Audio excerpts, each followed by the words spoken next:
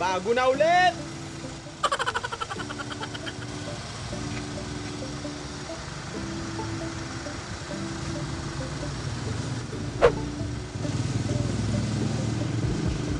When I wake up, I feel cozy, yeah.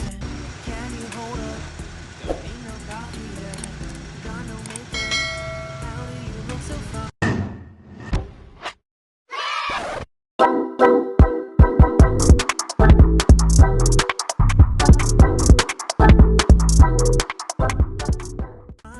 Good day mga ka-skilled works. May trabaho tayo ngayon.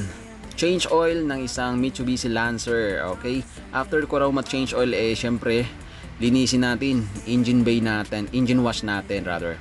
Then syempre, ayan, mapapansin nyo mukhang hindi na talaga siya nalilinis ng 2 taon nata. Then yung hood niya, pansinin nyo guys, talagang maitim na, no? Kumapit na yung dumi. So akong ginawa dyan is nilinis ko na yung, binalawan ko muna siya ng tubig. So binasa ko muna. Then after ko siyang binasa ng tubig, i-sprayhan natin yan ng all-purpose degreaser para matanggal yung mga alikabok. Syempre para mabawas-bawasan kaunti yung dumi sa hood. Pagkatapos niyan guys, babanlawan ulit. Babrushin na pala, babrushin. Then after mabrush, babanlawan ulit ng tubig. Then a-applyan ko na ng pinagbabawal na technique. Formula of mine. Loko lang. Gasolina po ang ginagamit ko dyan para matanggal yung mga tagip-tip. Kumbaga, tagip-tip. Kung sa Bisaya, tagip-tip. Or parang inaamag. Kumbaga, kung amag, madali lang tanggalin. Ito talagang parang kumapit na ng husto sa pintura niya. Yung dumi, yung mga itim-itim na yan. So, medyo mahabang proseso na kangawit. Kaya, tiyaga lang. Kailangan pag ganito ang pinagawa sa'yo, or kung magdi-DIY ka, kung sino man sa inyo magdi-DIY, sundan nyo lang tong step ko. Talagang ano lang, tiyagaan lang talaga pag naglinis kayo nito. Actually, itong engine bay nito, tapos ko na siya nung isang araw kasi after kong ma-change oil, nagpalit na ako ng engine oil, oil filter. Dahil yung spark plug niya ayos pa naman dahil platinum, tsaka okay pa yung mixture, yung combustion ayos. So marumi lang talaga yung kanyang engine, marumi kaya pina-engine wash sa akin. So after nyan, ito na, pinunasan ko na siya guys ng basahan niya. Kung mapapansin niyo siya, parang unti-unti na siya natatanggal yung dumi. Ano lang yan, gasolina lang ang gamit ko dyan. Huwag thinner ang gagamitin nyo guys gasolina lang, pwede na. Basta ganito kaluma na yung sasakyan, ganito nakadumi, wala na kayong ibang gagawin kundi yung gasolina gagamitin nyo. Pagtiyagaan nyo lang talaga. Talagang makukuha nyo rin. Babalik siya sa dating kulay niya. Kung anong kulay yung binili siya, ganyan din yung babalik. Basta linisin nilang gusto. Actually, itong ginawa ko dito parang ano lang parang slight lang na deep cleaning, hindi pa siya totally, kasi mga singit-singit niyan hindi ko talaga siya talagang sinungkit-sungkit na, dahil hindi naman siya ganong kita basta importante is kung makita ng may-ari, malaki ang pagbabago, di ba?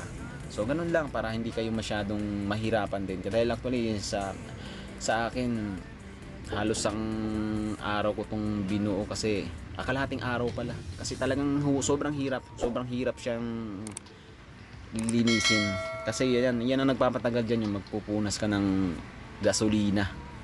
Ayan, yung mamurahing gasolina lang, wag lang thinner, wag din lang thinner, gasolina lang gagamitin nyo. Yan, subok ko na yan, matagal ko nang ginagawa yan, kahit yun sa motor ko before, ganyan din ang pinapanlinis ko, ini-spray ko pa nga yan kung mayroon kayong spray, mas maganda i-spray nyo siya. Kung mayroon kayong compressor, ayan, so ayan, hindi ko na siya ini-spray para hindi na siya kumalat yung dumi, kasi malinis na yung sa ibaba niyan medyo, para kung may mapapatakan man siya ng dumi, bibanlawan ko na lang ulit. So nahuli ko kasi itong nalinisan, kasi wala sa plano ko itong nalinisin ko kaya lang medyo pangit tingnan, hindi ko gusto makita yung ganito na i-release natin madumi. Kumbaga pa-bonus na rin siguro to sa kay customer. Bahala na yung boss ko na ito magsingil sa kay customer.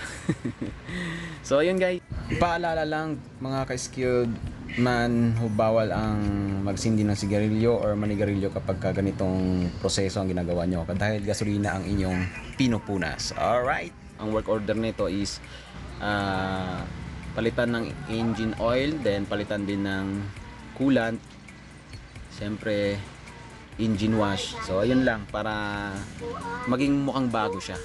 So I hope guys you enjoy this video at sana may matutunan kayo.